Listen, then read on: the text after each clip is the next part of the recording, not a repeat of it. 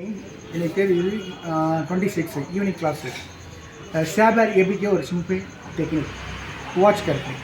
இப்போது அந்த பிளேடு இப்படி தான் இருக்குது. பிளேடு இந்த பாடி அந்த பிளேடில் பொசிஷன் 1 and 2 and 3 இங்கே இருந்து இந்த பிளேடு சின்ன மூமெண்ட் அப்படியே தான் அடிக்கணும்.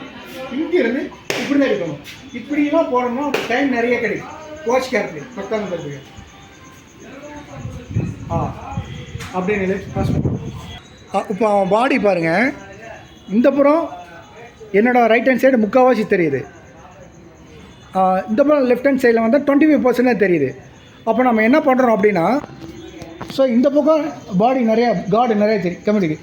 இங்கேருந்து இப்போ ஃபுல் பேக் தப்பு, இதுவும் தப்பு, இதுவும் தப்பு, இது அப்படியே கோ அப்படியே கோ அப்படியே கோ. ஓகே, நீ முடிஞ்ச தடுத்து பாரு.